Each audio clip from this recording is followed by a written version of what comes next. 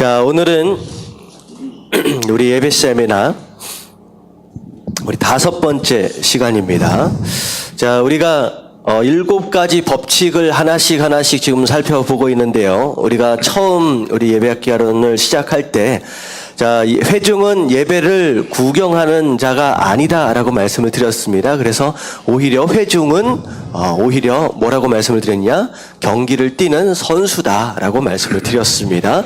자, 거기서부터 우리가 좀 시작을 해서요. 첫 번째 법칙이 뭐였는지 기억이 나세요?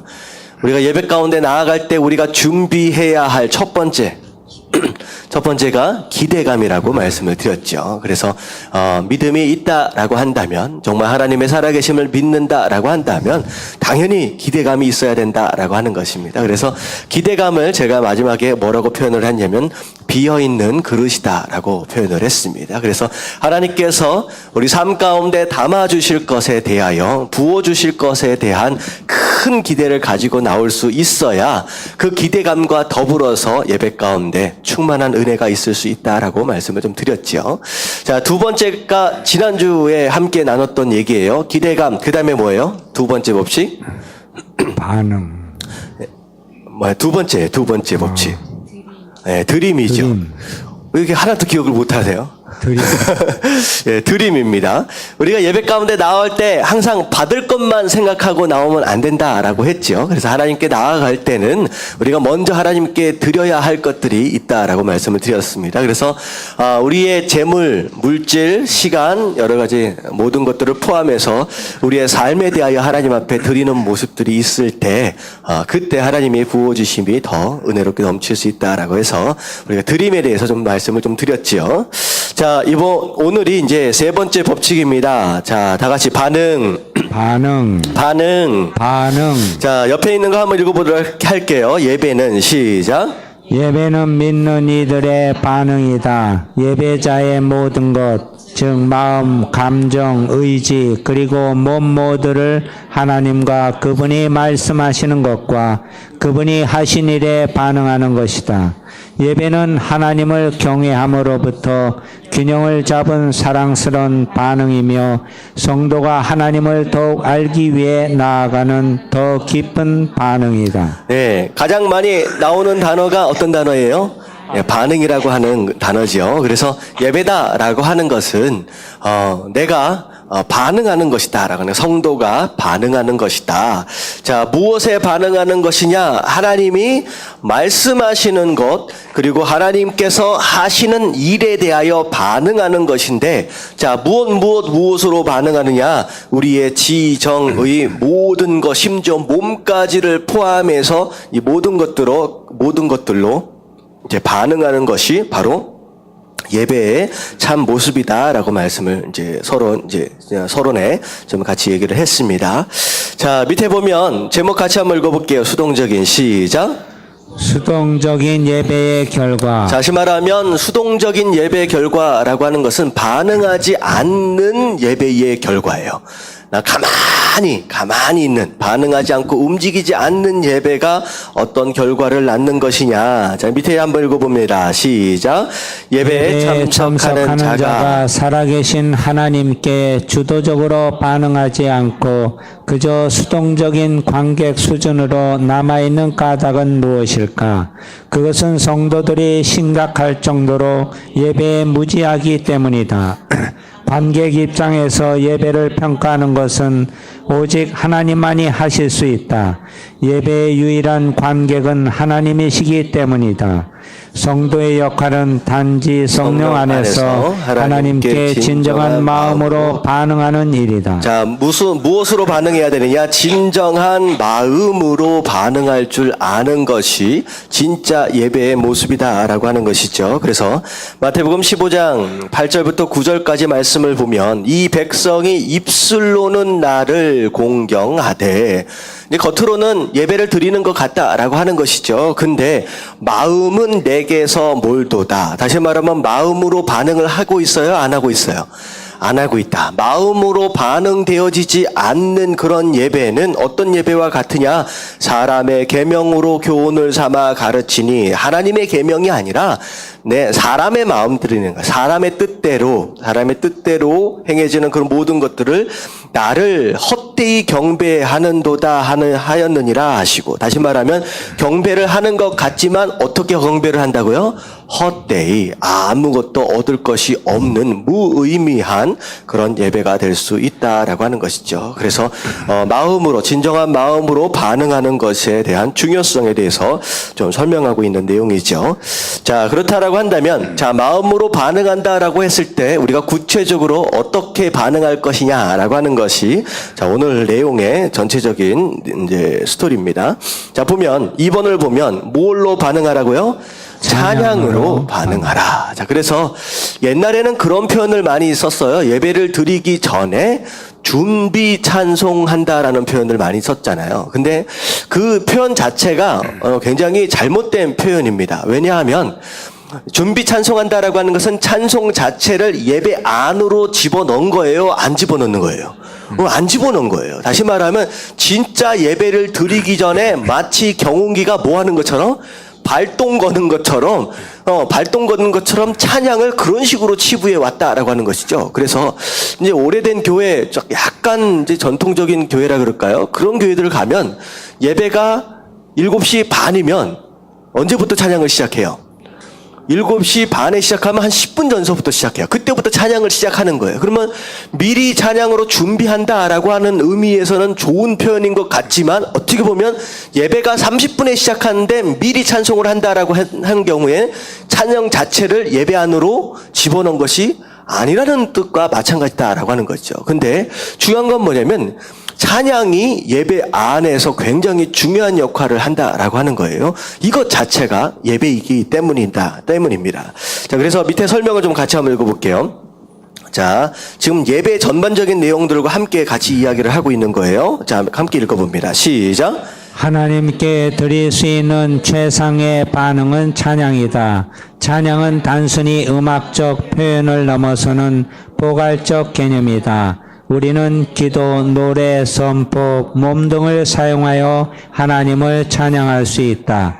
그래서 성경은 예배와 찬양을 매우 밀접한 관계로 다룬다. 네, 처음에 우리가 뭐라고 얘기했느냐? 예배는 반응하는 것이다 라고 얘기를 했어요. 예배는 반응하는 것이다.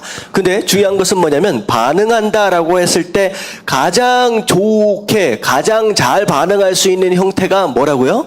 그게 찬양이라는 거예요. 그게 찬양. 그러니까 예배 드리는 가운데 가장 하나님께 적극적으로 반응할 수 있는 그 순간은 오히려 말씀을 듣는 시간이기보다는 찬양을 하는 순간일 수 있다라고 하는 것이죠. 그래서 우리 교회는 찬양을 굉장히 중요하게 생각을 합니다. 그래서 다른 교회들보다 어쩌면 찬양도 좀 더 길 것 같아요. 수요일 같은 경우는 이제 우리가 공부를 하니까 이제 짧게 하지만 거의 대부분의 예배들 가운데 찬양을 굉장히 길게 하는 편이죠.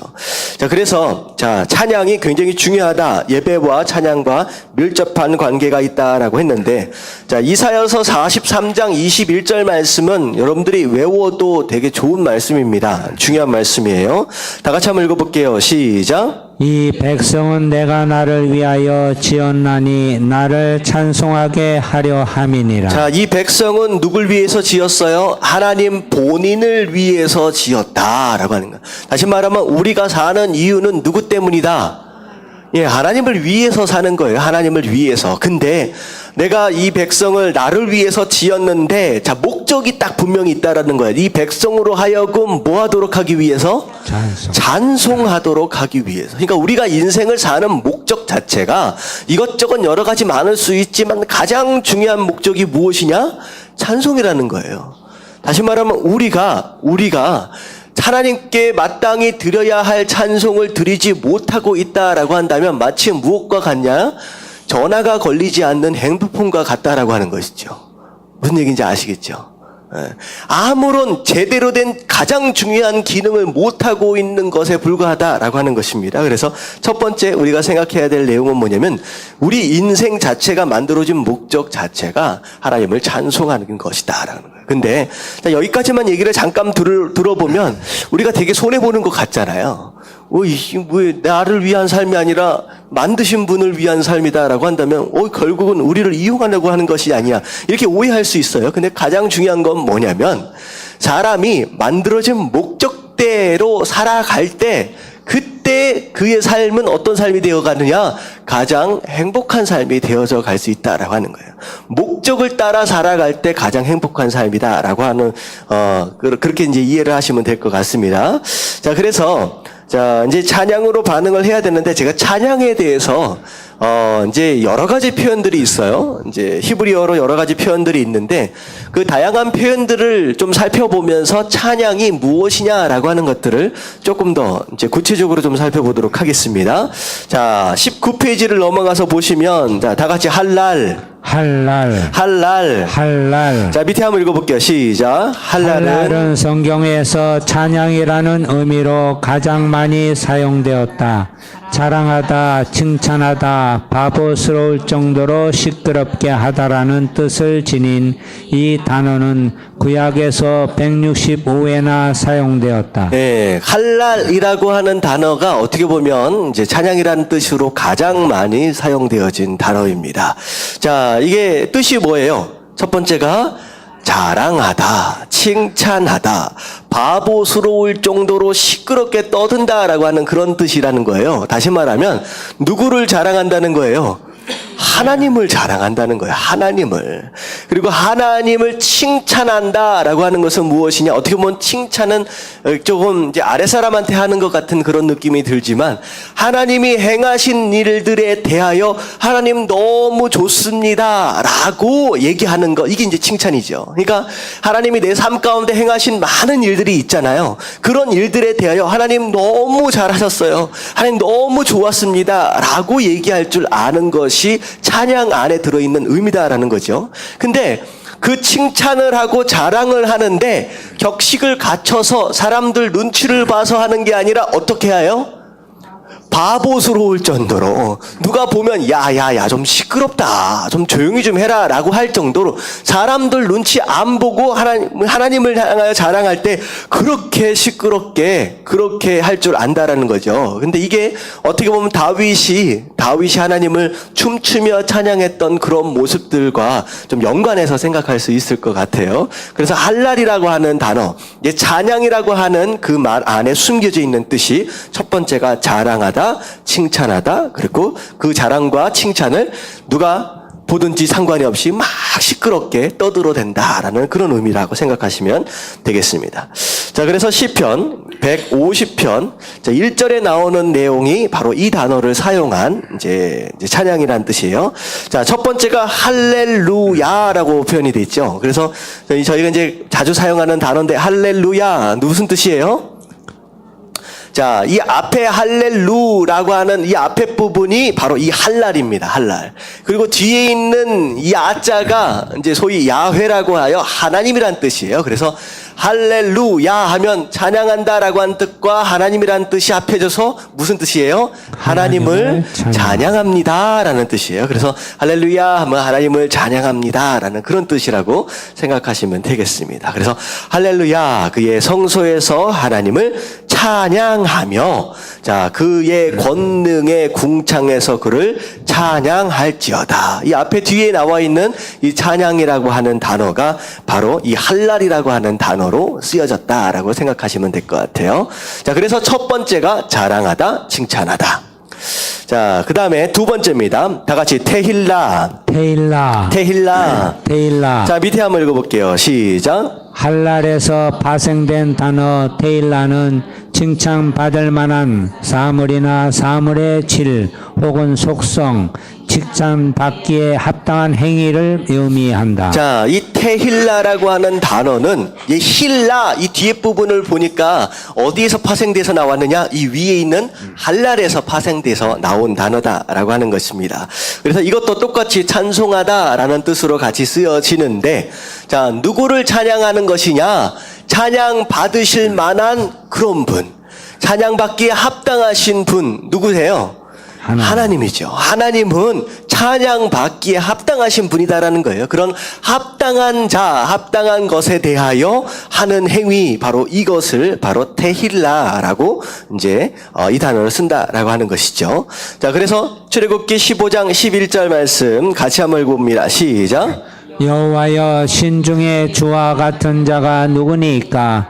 주와 같이 거룩함으로 영광스러우며 찬송할 만한 위엄이 있으며 기이한 일을 행하는 자가 누구니까? 예, 이게 바로 15장 21절에 나와 있는 내용 전체 자체가 테힐라 뜻이에요. 테힐라라는 뜻이에요. 그래서 신 중에 어떤 신도 하나님과 비교할 수 있는 하나님이 있다 없다? 없다. 그러니까 찬양을 받으실 만한 것이죠. 그리고 거룩함, 하나님의 거룩함과 영광스러움, 어떤 신도 비교할 수 없는 거룩함과 영광 가운데 계시는 분, 그리고 위엄이다라고 하는 것은 근엄하심과 동시에 크다라고 하는 거예요. 크다라는 거. 그리고 하시는 일들을 보면 기이하다, 상상도 못했던 일들을 하나님께서 하시는 분이다라고 하는 거예요. 다시 말하면 홍해를 건너는데 이 홍해를 갈라가지고 건널지 상상이나 했겠습니까? 이게 말도 안 되는 일이다라는 거죠. 근데 하나님은 그런 일들까지 행하실 수 있는 진짜 어마어마한 분이다라고 하는 거죠. 그래서 이 테힐라가 바로 그런 뜻이에요. 우리가 감히 상상할 수 없는 진짜 그 하나님 찬양받기에 합당하신 그분에 대한 반응, 바로 그게 테힐라라고 하는 뜻입니다. 자, 그리고 세 번째, 다 같이 야다. 야다. 자, 야다. 자, 밑에 한번 읽어볼게요. 시작. 구약에서 144회나 사용된 야다의 의미는 시인하다, 고백하다이다. 할랄이라는 단어가 갈채하다, 자랑하다를 강조한다면 야다는 좋든 나쁘든 어떤 사실에 대한 인정과 선언의 의미가 강하다. 자, 야다라고 하는 뜻은 어떻게 보면 갈채하고 자랑하고 뭐 칭찬하고 이런 것과는 조금 거리가 멀긴 하지만 뭐가냐?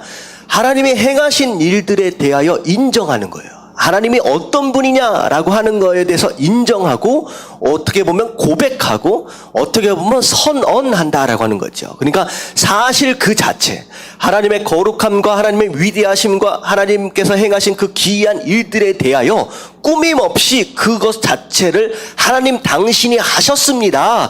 하나님께서 하신 것입니다. 하나님 당신은 이런 분이십니다. 라고 인정하고 고백하고 심지어는 이 고백들을 누군가가 들을 수 있도록 뭐 하는 거예요? 선포하는 것이다 라는 뜻입니다.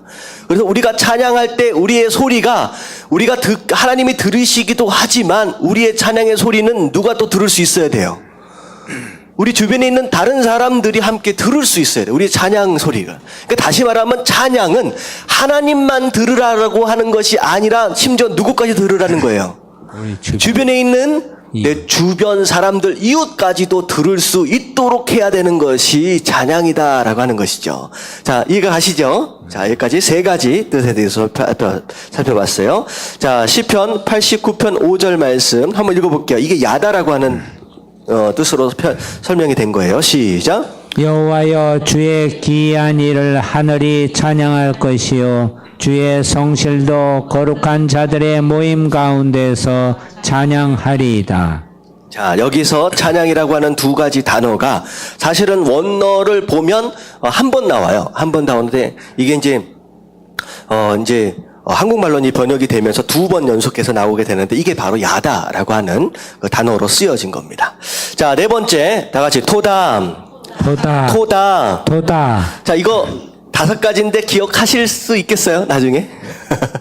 자, 토다라고 하는 단어인데, 자, 밑에 한번 같이 읽어볼게요. 시작. 감사, 감사제, 감사, 찬양, 고백을 뜻하는 토다는 구약 성경에서 32회 등장한다. 이 단어는 야다에서 파생된 단어이다. 자, 야다라고 하는 위에 있는 단어에서 파생된 단어인데, 자, 토다는 무슨 뜻이 있어요? 감사한다라는 뜻이 있습니다. 감사. 그러니까 우리가 찬양함에 있어서 중요한 거, 마음 가운데 어떤 마음으로 찬양해야 돼요? 예, 감사한다라는, 감사하는 그런 마음으로 찬양할 수 있어야 됩니다. 자, 그래서 밑에를 보니까 감사로, 시편 50편 23절에 보니까 감사로 제사를 드리는 자가, 그래서 예배를 드리는 것과 이 감사라고 하는 토다라고 하는 단어는 성경 안에서 같이 짝을 지어서 많이 등장을 하게 됩니다. 자, 그래서 제사를 드리는 자가 나를 영화롭게 하나니, 다시 말하면 하나님께 영광 돌리는 자는 무엇으로 예배를 드리는 자? 감사함으로 예배를 드리는 자입니다. 감사함으로 예배를 드리는 자. 그래서 그의 행위를 옳게 하는 자에게 내가 하나님의 구원을 보이리라. 자, 그의 행위를 옳게 하는 자. 이것은 이제 앞에 있는 내용을 그냥 받는 거예요. 그래서 하나님께 감사로 나아가는 바로 그런 사람에게는 하나님께서 그 사람에게 뭘 보여주신다? 구원을 보여주신다라는 것입니다. 그래서 구원받는 것까지도 우리가 감사함으로 나아가는 모습. 어떻게 보면 구원해 주신 것에 대한 감사잖아요. 근데 가장 기본적인 내용이라고 생각하시면 될 것 같아요. 그래서 예수님 당시에 10명의 문둥병자를 고치시고 나서 몇 명이 돌아왔어요? 9명은 다 뿔뿔이 흩어져 나름대로 길을 가버렸는데 한 명만 돌아왔죠. 근데 예수님께서 돌아온 그 한 사람, 감사하기 위해서 돌아온 그 한 사람을 향하여서 하신 말씀이 무엇이냐? 뭐라고 말씀하셨어요? 하나님께 영광을 돌리려 한 자가 이 하나뿐이냐라고 말씀을 드려요. 이 얘기는 뭐냐면 감사로 돌아올 줄 아는 것이 그게 하나님께 영광을 돌리는 것이다 라고 하는 것입니다. 자, 마지막입니다. 이게 굉장히 익숙한 단어예요. 다 같이 바라크. 자, 이게 어디서 들은 말 같아요? 이게 누구 이름입니다. 바락 오바마. 오바마 대통령 이름입니다. 그 앞에 있는 이 바라크라고 하는 단어가 원래 이제 두 가지 뜻이 있어요. 밑에 보면 바라크는 축복하다라는 단어와 무릎을 꿇다라고 하는 뜻이 있습니다. 그래서 바락은 무릎을 꿇는 것과 축복받는 것이 밀접한 관계가 있음을 보여준다. 그래서 바락 오바마 할 때 이 앞에 있는 바락이 축복이라는 뜻이에요. 근데 축복은 자 무엇을 통하여 온다는 거예요? 하나님께 무릎을 꿇는 것에서부터 온다라고 합니다. 자, 무릎을 꿇는다라고 하는 것은 무슨 뜻이냐? 하나님 앞에 순종한다, 복종한다. 심지어는 뭐라고까지 표현할 수 있느냐? 항복한다라는 뜻까지 있습니다. 무릎을 꿇는다라는 것은 더 이상 하나님 앞에서 나의 무엇인가를 주장한다는 거예요? 안 한다는 거예요? 아무것도 주장하지 않겠다. 하나님 무릎을 딱 꿇는 순간 하나님 복종하겠습니다. 무엇이든 순종하겠습니다. 하나님 모든 것을 하나님께 다 내어놓겠습니다. 마음대로 하십시오라고 하는 것이 바로 바락 안에 숨어있는 뜻이다라고 하는 것이죠. 자, 그래서 제가 그 처음에 그 첫 번째 법칙 기대감 할 때 말씀을 드렸죠. 우리가 예배를 잘 드리려면 기대감을 훈련해야 된다라고 말씀을 드렸어요. 근데 기대감을 훈련한다라고 하는 것은 내가 무슨 스킬이나 어떤 실력이나 능력들을 새롭게 배운다라고 하는 것이 아니라 뭐 하는 거예요? 나를 성령 하나님께서 마음대로 하실 수 있도록 뭐 하는 거예요? 내어드리는 거, 맡기는 거, 바로 이게 무릎 꿇는다라고 하는 표현으로 이제 될 수 있다는 거예요. 그래서 이게 결국은 우리가 하나님 앞에서 축복을 받는 삶을 살려면 뭐 해야 돼요? 하나님 앞에 무릎을 꿇면 돼요. surrender라고 표현을 합니다. 하나님 항복합니다. 다 내어드리는 이 모습이 우리 삶 가운데 있으면 우리가 축복을 받는다라고 하는 것이죠. 자, 그래서 시편 95편 6절 말씀 같이 한번 읽어봅니다. 다 같이 시작. 오라 우리가 굽혀 경배하며 우리를 지으신 여호와 앞에 무릎을 꿇자. 자, 맨 마지막에 하나님을 경배한다라고 하면서 어떻게 하자고요? 무릎을 꿇자. 자, 항복하자. 다 내어드리자. 자, 그러면 하나님 뭘 주신다? 축복해 주신다라고 하는 것입니다. 자, 이게 노예되어짐의 좀 다른 표현이죠. 어떻게 보면 세상 노예 같은 경우는 항복하면 어떻게 돼요? 마음대로 그냥 부려먹을 거 아니에요. 이제 그다음부터 인생 끝이죠. 근데 하나님께 무릎을 꿇으면 그때부터 새로운 진짜 아름다운 인생이 이제 시작된다라고 생각하시면 될 것 같아요.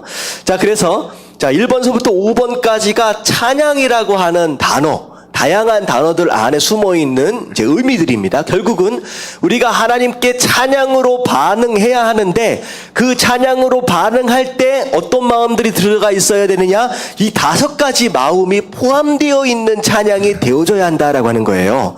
자, 그래서 밑에 한번 정리하면서 읽어볼게요. 찬양은 시작. 찬양은 단순히 음악만을 의미하지 않는다. 오히려 음악적 타월성보다 하나님에 대한 자랑, 칭찬, 고백, 인정, 감사, 무릎 꿇음 등과 같은 적극적인 반응을 의미한다. 네, 어떻게 찬양해야 되는지 조금 아시겠죠?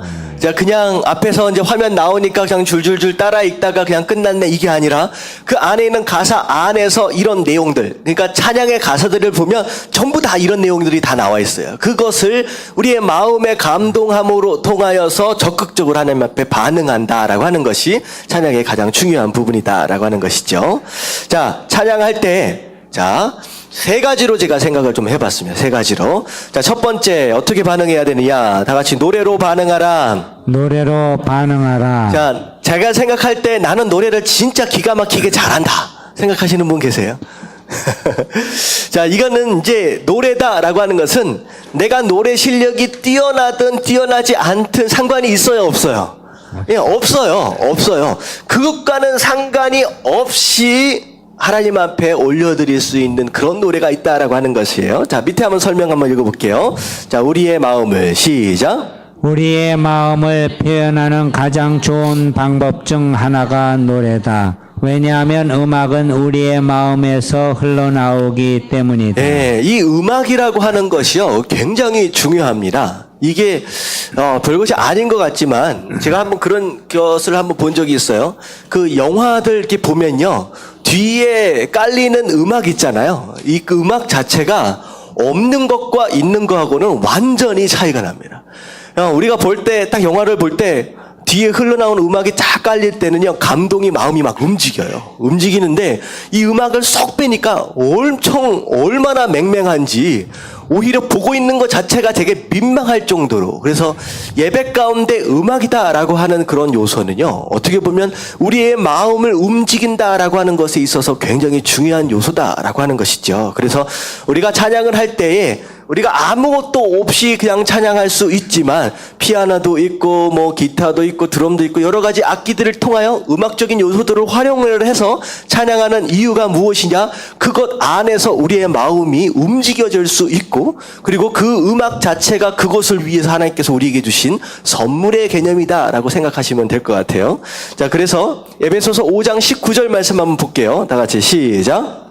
시와 찬송과 신령한 노래들로 서로 화답하며 너희의 마음으로 주께 노래하며 찬송하며. 예, 그래서 우리 마음 가운데 있는 어떤 그런 믿음의 고백들을 이제 멜로디에 이렇게 붙여서 그렇게 만들어낸 게 사실 찬송가고 찬양이잖아요. 근데 이런 모습들로 이렇게 찬양을 할 수 있으면 좋다라고 하는 것이에요. 그래서 제 딸 에밀리 같은 경우에는 되게 재밌는 걸 잘 하더라고요. 자기가 하고 싶은 얘기를 서로 이렇게 이야기를 하다가 노래처럼 가사를 지가 마음대로 막 붙여가지고 막 얘기를 해요. 원래 이제 가사가 원래 있는 노래에다가 가사를 지가 막 바꿔가지고 막 이렇게 노래를 하기도 하더라고요. 근데 실제로 정해진 찬양을 우리가 부를 수도 있지만 하나님께 또 찬양을 할 때 있지도 않는 그런 노래라고 할지라도 내 마음을 담아서 또 멜로디를 또 담아서 그렇게 찬양도 할 수 있다라고 하는 것입니다. 자, 그래서 처음으로 노래로 반응을 할 수 있으면 좋다라고 하는 거. 자, 두 번째. 자, 이것은 어떻게 보면 노래를 진짜 해도 너무 못한다라고 할 경우 자, 어떻게라도 하면 되느냐? 자, 밑에 거 한번 읽어볼게요. 시작. 즐겁고 큰 소리로 노래하라. 자, 아름답게는 못할지언정 어떻게라도 하라는 거예요. 즐거운 마음으로 크게라도 할 수 있어야 된다라고 하는 것이죠. 그래서 우리는 적극적인 자세를 버리고, 다 같이 읽겠습니다. 시작. 우리는 소극적인 자세를 버리고 적극적으로 우리의 마음을 목청을 높여 소리로 표현할 필요가 있다. 네, 같은 걸 보면서도 이상하게 읽었네요. 우리가 소극적인 자세를 버리고 적극적인 마음으로 목청껏 소리를 높여 표현할 필요가 있다라고 하는 거예요. 그래서 우리가 찬양할 때 작게 해야 돼요? 크게 해야 돼요? 크게 해야 돼요. 우리 이렇게 어떻게 하다 보면 잘 모르는 찬양 같은 경우에 이렇게 소극적으로 조단조단 부를 수 있거든요. 근데 하나님께서 뭐라고 말씀하시냐? 큰 소리로 찬양하라 말씀을 하시는 거예요. 근데 어떤 소리냐? 즐거운 소리. 자, 그래서 시편 66편 1절 말씀 같이 읽겠습니다. 시작. 온 땅이여 하나님께 즐거운 소리를 낼지어다. 자, 즐거운 소리, 기쁜 마음으로 억지로 하지 말라는 거예요. 그래서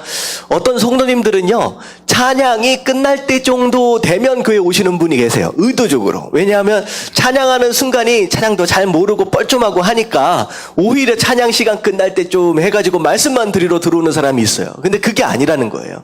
오히려 찬양에 참여하는 것 자체를 기쁜 마음으로, 즐거운 마음으로 찬양할 줄 알아야 된다라고 하는 거. 자, 역대하 20장 19절 시작. 그앗 자손과 고라 자손에게 속한 레위 사람들은 서서 심히 큰 소리로 이스라엘 하나님 여호와를 찬송하니라. 자, 그핫 자손하고 고라 자손은 레위 지파 안에 있는 자손들입니다. 이제 그들은 일반적으로 찬양이나 이제 성물 같은 것들을 관리하는 그런 직무에 참여했던 사람들인데 그 사람들이 하나님을 찬양하는데 어떤 소리로 찬양했다고요?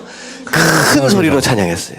자, 큰 소리다라고 하는 것은 나만 들으면 돼요, 안 돼요? 안 돼요. 안 돼요, 안 돼요. 그래서 일단은 찬양할 때 큰 소리다라고 하는 것은 옆에 있는 누군가가 내 소리를 들을 수 있을 정도로 찬양해야 돼요. 그래서 우리 다음에부터 찬양할 때는 옆에 소리가 들리는지 한번 보세요. 반드시 들려줘야 됩니다. 나만 소리를 들을 정도로 그렇게 찬양하면 이제는 안 된다라고 하는 거예요. 아셨죠? 아멘. 그리고 찬양을 잘 모르고 따라하지 못하는 이유가 뭐냐면 잘 따라해보지 않아서 그래요. 이게 반복적으로 또 해보고 또 해보고 또 해보면요 금방 익숙해집니다. 근데 잘 안 따라하고 고개 숙이고서 조그맣게 나만 들리게끔 간신히 하면요 이게 학습도 안 된다라고 하는 것이죠. 그래서 다음부터 찬양할 때 즐거운 마음으로 어떤 소리로? 큰 소리로. 큰 소리로 이제 찬양해야 된다라고 하는 거. 자, 여기까지는 입술에 대한 내용들이 많이 나왔는데, 자, 과연 입만으로 찬양할 수 있을 것이냐? 자, 뭘로도 찬양할 수 있어요? 몸으로 노래하라. 자, 몸으로 노래하라라고 하는 거예요. 자, 무슨 뜻이냐? 밑에 한번 볼게요. 시작. 성경은 예배에 관하여 유난히 다양한 행위를 언급한다. 손을 들고 춤추며 손뼉치며 절하며 서서 등 수많은 동작으로 하나님을 찬양하라고 명령한다. 네, 그래서 우리가 찬양을 하다가 가끔가다 이제 손을 들고 찬양을 할 때가 있잖아요. 이것도 뭘로 찬양을 하는 거예요? 몸으로. 몸으로 찬양하는 거예요. 그래서 쑥스러워하지 마십시오. 그냥 오히려 남들 다 드는데 혼자 안 들고 있으면 오히려 그게 더 민망해지는 거예요. 그러니까 이 마음껏 하나님을 찬양하고 하는 모습이 너무 중요하다라고 하는 것입니다. 예전에는 잘 못했던 것 같아요. 한 20년 전만 해도 교회에서 찬양할 때 손 들고 찬양하는 거 보신 적 있으세요?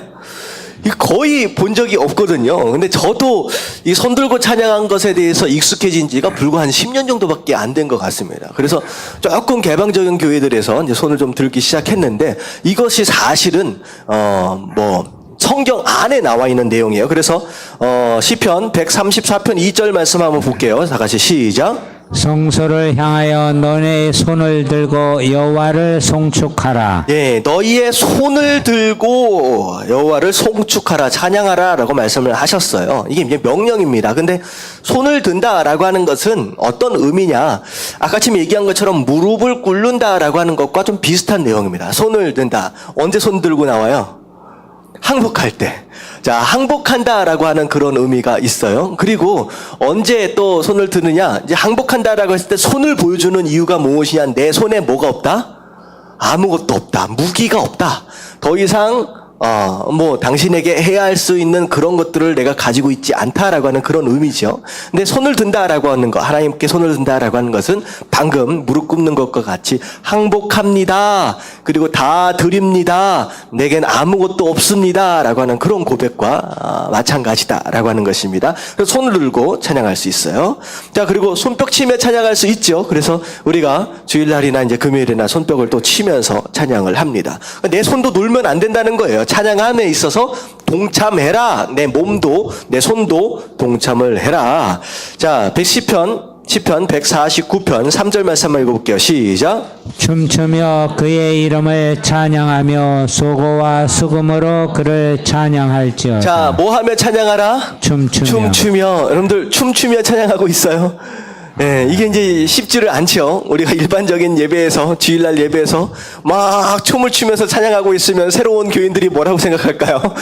이거 이 교회 이상한 교회다라고 생각할 수 있을 것 같아요. 그래서 주일날에는 거의 그렇게가 좀 쉽지 않은데, 다시 말하면 몸으로 내 마음을 표현할 수 있어야 된다라고 하는 거예요. 그래서 제가 이제 금요일날 좀 나중에 좀 분위기가 좀 조성이 되면 율동도 좀 해가면서 그렇게 찬양할 수 있는 그런 것들도 굉장히 중요하다라고 하는 거예요. 그래서 우리 글로리 캠프 다녀오신 분들은 사실 어디에서 마음이 많이 오픈을 하느냐, 어디서 오픈이 돼요? 예, 찬양하는데 어떻게 찬양해요? 하여튼간 율동을 하면서 막 뛰어다니잖아요. 근데 거기에서 내 자존심과 자아와 이런 것들이 다 내려놓게 돼요. 딱 그렇게 됨으로 말미암아 하나님 앞에 그야말로 어린아이 같은 모습으로, 순수한 모습으로 딱 설 수 있게 되는 거예요. 그때부터 열린 마음이 되는 거죠. 그래서 몸으로 하나님을 찬양한다, 율동도 하고 심지어 뛰기도 하고 하는 어떤 그런 모습도 찬양의 일 하나로 들어갈 수 있어야 된다라고 하는 거예요. 그래서 심지어 손뼉도 치고 절한다라고 하는 것은 찬양 가사에 하나님께 엎드려 찬양하며 뭐 이런 가사가 나오면 실제로 엎드릴 수도 있다라고 하는 것이죠. 그 가사에 따라서. 그리고 여러 가지 이제 서서도 찬양을 하고 여러 가지 동작들로 찬양할 수 있어야 된다라고 하는 거. 그리고 그의 이름을 찬양하며 뭘로 찬양을 해요? 소고와 수금으로. 소고는 타악기입니다. 이게 드럼과 같은 타악기고, 수금은 뭐가 수금이에요? 멜로디 악기예요. 피아노나 기타 같은 멜로디 악기입니다. 그래서 여러 가지 악기들을 통하여서도 하나님을 찬양할 수 있습니다. 그래서 뭐 음악적 소질이 너무 없다라고 한다면 굳이 그러실 필요까지는 없지만, 내가 음악적인 재능과 어떤 기회들이 있다라고 했을 때 여러 가지 악기들을 좀 배워서라도 그렇게 하나님을 찬양할 수 있으면 너무 좋다라고 하는 것이죠. 그래서 우리가 작년도에 초에 우리가 기타도 좀 배우고 했었잖아요. 이제 그런 것들을 이런 거예요. 다윗이 하나님 앞에서의 온전한 예배자로 세워졌다. 어떻게 하나님 앞에 인정받는 예배자였잖아요. 근데 이 다윗의 어린 시절을 보면 이스라엘에서 가장 뭘 잘 타는 사람이에요? 수금을 잘 타는 사람이에요. 그러니까 악기 연주를 잘했어요. 그러니까 어느 때든지 시간이 날 때든지 자기에게 수금만 있으면 뭐 할 수 있어요? 찬양할 수 있었던 거예요. 그러니까 어렸을 때부터 자기가 연주할 수 있는 악기가 있음으로 인하여서 찬양이 그에게 있어서 이미 습관되어진 거죠. 그래서 자연스럽게 찬양이 삶의 모습으로 스며들어져 있었기 때문에 장차 왕이 되면서까지 다윗의 장막이나 이런 것들을 세워가면서 그렇게 하나님께 아름답게 찬양하려고 애를 썼던 그런 모습들을 보게 됩니다. 그래서 악기들을 지금부터 새로 배워야 한다 이런 내용들은 아니지만, 다루실 수 있는 악기들, 관심 있는 악기들이 있으면 좀 배울 필요도 있다라는 생각이 좀 들어집니다. 자, 여기까지가 찬양으로 반응하라라고 하는 거예요. 그래서 우리가 일반적으로 예배 전에 잠깐 노래 부르는 그 정도가 아니라 하나님께 반응하는 것에 대하여 가장 적극적인 수단이 뭐라고요? 그게 찬양이라는 거예요. 그래서 찬양할 때만큼은 여러분들이 전심으로 하나님 앞에 나아갈 수 있어야 한다라고 하는 거, 여러분들 깨달아지시길 주님의 이름으로 축원합니다. 아멘. 네, 옆에 뭐라고 하는지 구경하지 마시고 열심히 찬양하세요. 큰 소리로.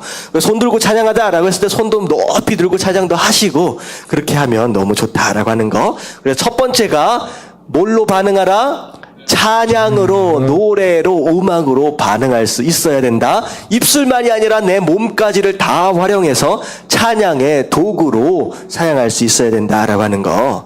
자, 그 다음에 어떻게 반응할 수 있느냐? 3번 같이 한번 읽어볼게요. 다 같이 시작. 감사로 반응하라. 자, 감사함으로 반응하라. 아까 집에 찬양 안에 들어있는 의미 가운데 이제 하나였죠. 조금만 더 살펴보도록 하겠습니다. 자, 구약 성경에서 시작. 구약 성경에서 감사는 제사와 밀접한 관계가 있다. 이스라엘 백성은 제사를 드리려 성전으로 나아갈 때마다 감사의 찬송을 불렀다. 예, 감사가 아까 전에 말씀드렸다시피 예배와 굉장히 밀접한 관계가 있습니다. 감사가 빠져버린 예배는 어쩌면 가장 중요한 핵심이 없는, 알맹이가 없는 예배일 수 있다라는 거죠. 그래서 시편 100편 4절 말씀 한번 읽어볼게요. 시작. 감사함으로 그의 문에 들어가며 찬송함으로 그의 궁정에 들어가서 그에게 감사하며 그의 이름을 송축할지어다. 자, 시편 100편 말씀은 하나님께 예배를 드리러 가는 자의 모습을 의미하는 거예요. 자, 어떻게 그 문은 어떤 문이냐? 성소문이에요. 그러니까 성전 안으로 예배를 드리기 위해서 들어가는 문을 의미하는데, 자, 들어가기 전서부터 뭘 준비하라? 감사를 준비하라는 거예요. 감사. 그러니까 오늘 같은 경우에 나올 때에 월요일날, 화요일날, 수요일날, 오늘 예배 전까지 하나님께 나에게 어떤 은혜를 부어주셨는지 그걸 기억하는 가운데 감사의 제목들을 가지고 와야 된다라고 하는 거죠. 그래서 월요일날 하나님께서 나에게 이런 인도하심을 허락하셨는데, 이런 말씀을 허락하셨는데, 이런 축복을 허락하셨는데 라고 하는 그런 감사의 제목을 바리바리 싸질머지고 와야 되는 것이 예배자의 가장 기본적인 모습이라는 거예요.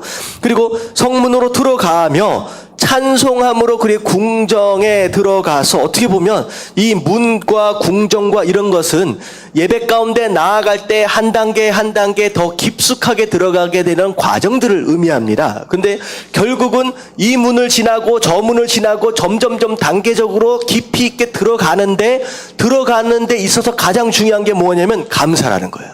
감사하면 좀 더 깊어지고요.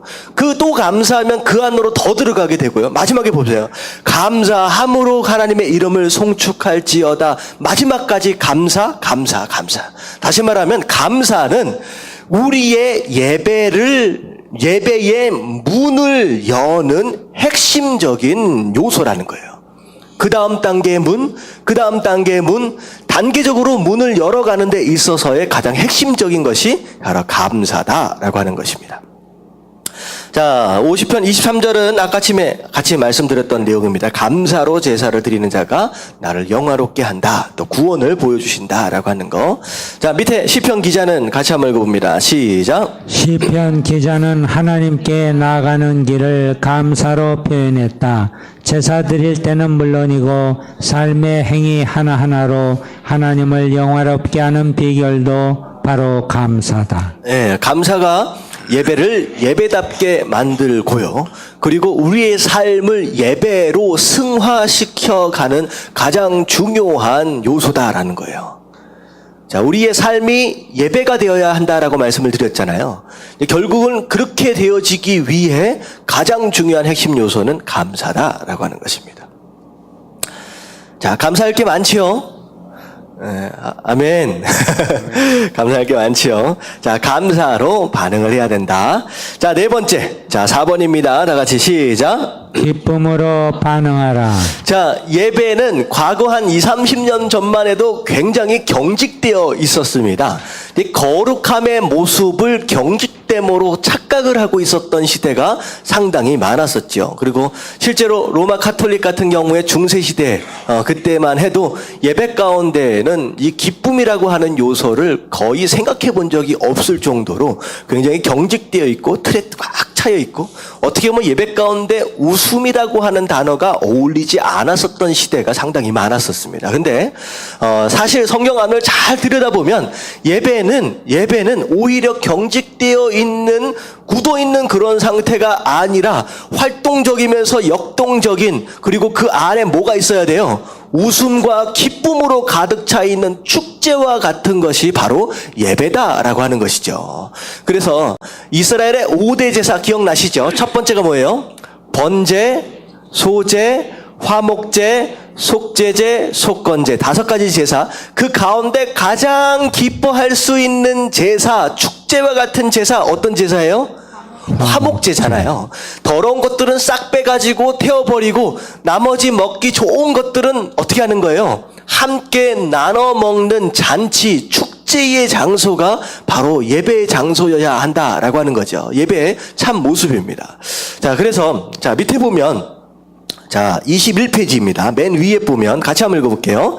다 같이 시작. 예배는 아버지신 하나님을 만나는 기쁨이 충만한 자리요 기쁨의 정의가 바뀌는 자리이며 그 기쁨을 회복하는 자리다. 예, 기쁨인데 기붐이라고 나와 있네. 자, 예배는 누굴 만나는 자리예요? 아버지 대신 하나님을 만나는 자리예요.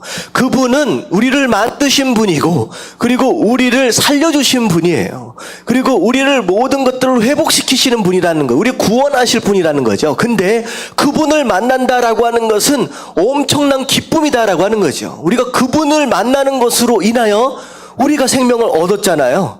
우리가 회복이 되잖아요. 그러니까 그분을 만난다라고 하는 그것만큼 기쁜 것이 어디 있겠느냐라고 하는 거죠. 그래서 예배를 참여한다라고 하는 것은 결국은 그 안에서 뭘 회복하는 것이냐? 기쁨을 회복하는 것입니다. 기쁨을 회복하는. 하나님께서 에덴 동산을 만드시고 나서 그 아담과 하와가 누릴 수 있었던 그 기쁨과 즐거움. 하지만 죄 때문에 그 기쁨과 즐거움을 잃어버렸어요. 빼앗겨버렸어요. 하지만 예배 가운데 나아가는 것으로 인하여 예수 그리스도의 보혈로 죄의 문제가 이제 해결이 되어버렸잖아요. 되어버리는 것으로 인하여 더 이상 정죄하지 않는다라고 말씀하셨기 때문에 잃어버린, 빼앗겨버린 웃음과 기쁨을 다시 회복하고 찾아오는 순간이 바로 예배의 순간이다라고 하는 거죠. 그래서 예배는 절대 경직되어서도 안 되고 어떤 장소가 되어야 돼요? 마음 가운데 끊임없는 기쁨으로 가장 즐거운 시간이 되어야 한다라고 하는 것이죠. 자, 이해되시죠? 자, 예배 드릴 때는 항상 얼굴에 어떤 얼굴이 돼야 돼요? 기쁜 얼굴 좀 해보세요. 계속 기쁨 얘기하는데 계속 웃을 수 있어야 돼. 예배가 가장 즐거운 시간이다라고 하는 것이죠. 자, 그래서 자 시편 51편 12절 말씀 같이 한번 읽어볼게요. 시작.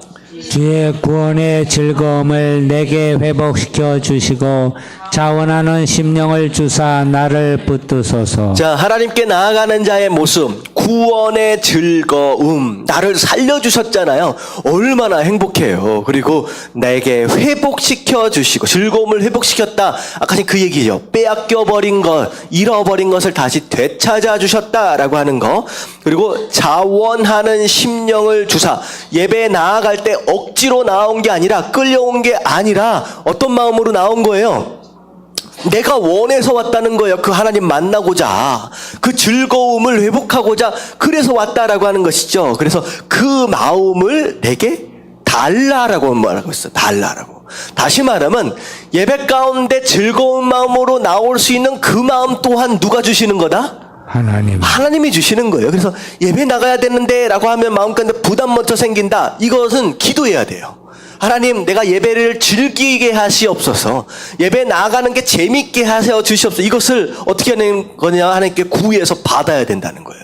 그 마음을 우리에게 주 달라고. 자, 그리고 시편 16편 3절 다 같이 시작. 땅에 있는 성도들은 존귀한 자들이니 나의 모든 즐거움이 그들에게 있도다. 자, 땅에 있는 성도들은 어떤 사람들이다? 존귀한 자들이다. 자, 옆에 있는 계신 분들이 진짜 존귀하다, 소중한 존재다라고 하는 거예요. 한번 쳐다보세요. 그런가? 한번 인사 좀 해보시기 바랍니다. 당신이 존귀한 사람이랍니다. 네, 땅에 있는 성도 다들 우리를 얘기하는 거거든요. 근데 하나님 뭐라고 말씀하면 너희들이 진짜 존귀한 성도라는 거예요. 진짜 존귀한 자라는 거예요. 우습게 여기서는 안 된다는 거예요. 여러분 우습게 여기지 마십시오. 옆에 있는 분들을. 진짜 소중한 분들이에요. 근데 그분들이 자들이니 나의 모든 즐거움이 그들에게 있도다. 나의 모든 즐거움은 누구에게 있는 즐거움이냐? 하나님 안에 있는 즐거움, 이 기쁨이 누구에게로 전해지는 거예요? 그들 가운데 있다는 거예요. 여러분 마음 가운데 있다는 거예요. 근데 하나님 마음 가운데 즐거움이라는 것이 과연 뭘 의미하는 것일까? 왜 하나님이 즐거울까요? 왜 하나님 즐거울까요? 여러분들을 그냥 보시면 즐거운 거예요. 여러분들을 딱 보시는 순간 그냥 웃음이 나오는 거예요. 하나님이 이런 거예요. 회복되어지고 하나님의 형상을 회복한 여러 성도들의 모습을 보는 순간 잘했든 못했든 상관이 없이 내 새끼잖아요. 그냥 기분이 너무 좋은 거예요. 그게 스바냐 3장 17절에 나와 있는 그 말씀이에요. 한번 천천히 한번 읽어볼게요. 하나님이 우리를 보시고 어떤 마음을 가지고 계시는지 다 같이 시작. 너희 하나님 여호와가 너희 가운데 계시니 그는 구원을 베푸실 전능자이시라. 그가 너로 말미암아 기쁨을 이기지 못하시며 너를 잠잠히 사랑하시며 너로 말미암아 즐거이 부르며 기뻐하시리라 하리라. 자, 두 번째 줄서부터는 그가 너로 말미암아. 너가 누구예요? 너가 누구예요? 우리를 얘기하는 거예요. 우리 때문에 기뻐하시는데 그 기쁨이 얼마나 크신지 어떻게까지 하신다? 기쁨을 이기지 못한다. 그 기쁨을 감당할 수 없을 정도의 그런 기쁨을 하나님께서 우리를 보시고 가지신다는 거예요. 혹시 그런 거 경험하신지는 모르겠는데 이게 그 자녀들이나 아기 때 있잖아요. 손자나 이렇게 볼 때 너무 이뻐가지고 이 볼때개로 꽉 깨물어주고 싶은 그런 느낌 혹시 경험한 적 있으세요? 왜 첫 눈치만 보셔? 너무 이쁜 거야. 볼따기가 통통한 게 너무 이쁜 거. 그래가지고 이놈의 볼을 꽉 깨물어주고 싶은 거. 그러니까 이게 그런 느낌일 것 같아요. 너무 기쁘고 너무 사랑스러운데, 이걸 어떻게 하지? 이걸 어떻게 하지? 그런 마음이 하나님이 우리를 향하여 가지고 계신다라고 하는 거. 여러분들 대단한 존재다라고 하는 걸 깨달으시길 주님의 이름으로 축원합니다. 아멘. 보시고 얼마나 사랑스러우시면 그 마음. 그래서 너를 잠잠히 사랑하시며, 그러니까 견딜 수 없을 정도로 열정적으로 그런 마음도 계시지만 가만히 지켜보고 있으면 어떤 마음이 생겨? 그냥 사랑하는 마음이 생긴다는. 그래서 우리 애기들 보면 제일 사랑스러워 보일 때가 언제예요? 잠잘 때. 딱 잠자고 있을 때, 새근새근 잠들었을 때 너무 이쁘잖아요. 그런 모습으로 또 하나님께서 또 지켜봐 주시기도 하고, 너로 말미암아 즐거이 부르며 기뻐하시리라 하리라. 자, 즐거이 부르며 기뻐한다. 하나님이 우리 때문에 뭐 하신다? 즐거워. 노래하신다는 거예요. 노래하신다. 흥얼흥얼 거리면서 우리 때문에 하나님이 노래하신다라고 하는 거예요. 근데 그 하나님의 기뻐하심과 즐거움이 누구 안에 있다? 우리 안에 있다라고 말씀하시는 거예요. 우리 안에. 여러분, 그 하나님의 그 본심을 깨달으시고 그 마음을 함께 공유하시길 주님의 이름으로 축원합니다. 여러분들 자신 아직도 부족하고 연약한 모습들로 인하여 절대 절망하지 마시고요. 하나님이 나를 지금 어떻게 보고 계신가를 통하여서 함께 기뻐하실 수 있는 게 바로 예배의 참 모습이다라고 하는 거예요. 그래서 예배 가운데, 말씀 가운데 뭘 봐야 되느냐? 이런 마음으로 여러분들을 지켜보고 계시는 그 하나님의 눈동자를 만날 수 있어야 된다라고 하는 거. 예배 가운데 기뻐하시게 되길 주님의 이름으로 축원합니다. 아멘. 환해져야 돼요. 예배를 나갈 때는 신난다 이런 마음으로 나갈 수 있어야 된다. 자, 그게 이제 우리가 가져야 할 감사 다음에 이제 기쁨입니다. 그래서 절대 우리 교회 예배는 경직되어서는 안 돼요.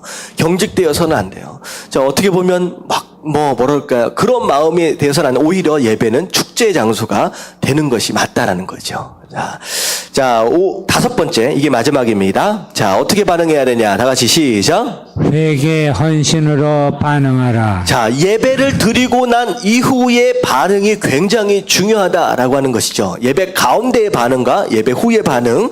자, 이 함께 나눌 수 있는 내용인데, 자, 이사야 6장에 보면 이사야가 환상 가운데 하나님을 만나는 장면이 나와요. 그게 보면 어떻게 보면 예배의 모형이라고 생각할 수 있는 장면인데, 자, 밑에 한번 읽어볼게요. 이사야가 환상 가운데 시작. 이사야 6장은 예배의 모형이다. 이사야가 환상 가운데 체험한 천국 보좌의 예배의 모습은 위엄으로 가득했다. 천국 천사의 장엄한 합창으로 성전 문지방이 흔들릴 정도였다. 그 가운데 거룩한 하나님의 임재를 체험한 이사야 선지자는 자신의 참모습을 직면하게 된다. 자, 하나님을 여기서 딱 만나는 순간 그 하나님의 거룩함과 임재는 원어적인 어떤 의미로 보면 같이 무게라는 뜻으로 표현이 되기도 합니다. 무게. 그래서 하나님 앞에 딱 서는 순간 무엇을 느끼느냐?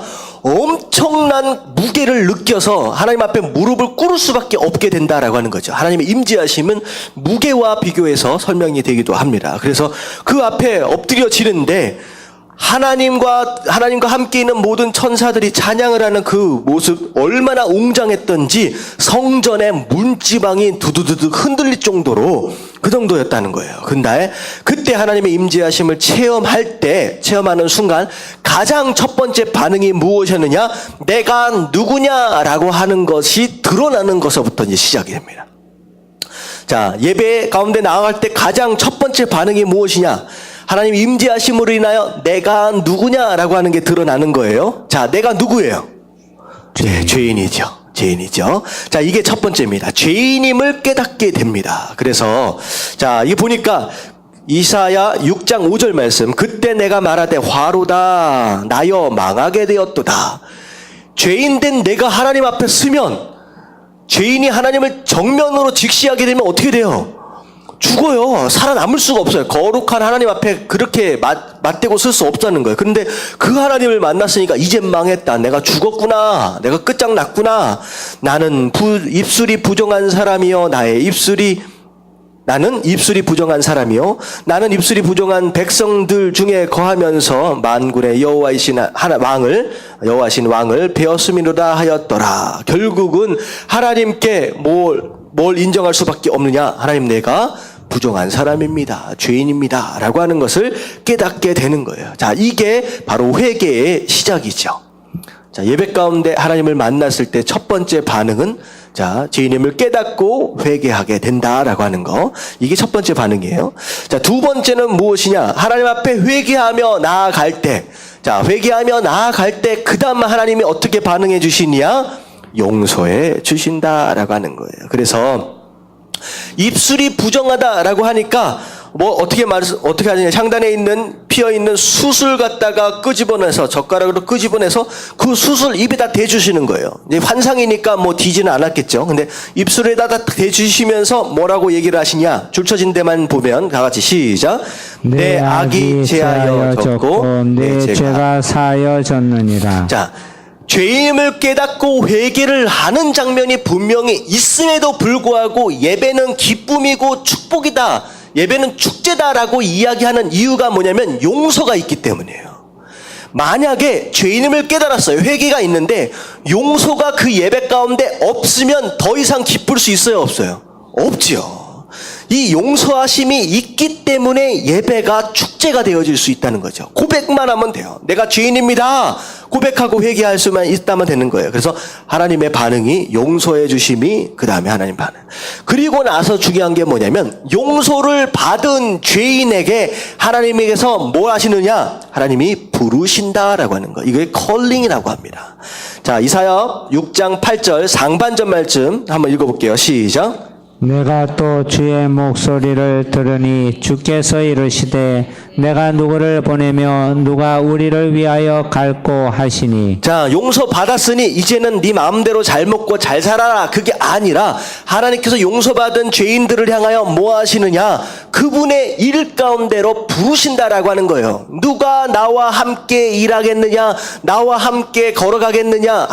하나님께서 사명으로 초청하신다라고 하는 것이죠. 그게 하나님의 부르십니다. 사명으로의 초청.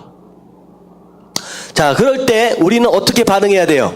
누가 갈고 누가 나와 함께 일할래? 라고 한다면 자, 그때부터는 용서받았으니까 하나님 앞에 딱 오리발을 딱 내밀면서 모른 척하면 돼요? 안 돼요? 안 된다는 거예요. 하나님 부르실 때 나의 적극적인 반응은 무엇이냐?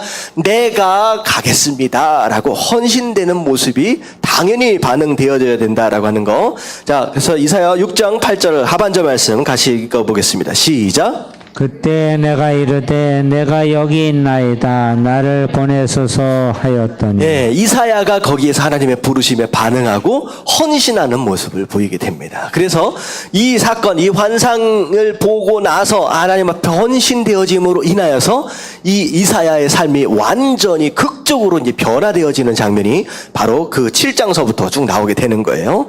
자, 정리를 좀 할게요. 자, 밑에 자, 예배를 드리고 나서 시작. 예배를 드리고 나서 이사야의 삶 전체가 완전히 바뀌었다.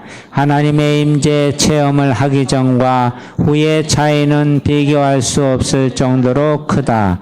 이때부터 이사야는 능력 있는 선지자로서 온전히 사명을 감당한다. 예, 여기까지입니다. 그래서 예배는 하나님께 뭐 하는 거예요? 반응하는 것이다. 가만히 지켜보고 구경하는 것이 아니라 하나님에 대하여 하나님 말씀하시는 것에 대하여 적합하게 반응할 줄 아는 것이 중요하다라고 했어요. 그래서 찬양에 대한 내용도 그리고 감사에 대한 내용도 쭉 나눴고 우리도 또 기쁨에 대한 내용 그리고 오늘 마지막으로 회개와 헌신 쪽으로 반응되어지는 것이 당연한 예배에 반응되어지는 모습이다라고 함께 나눴습니다.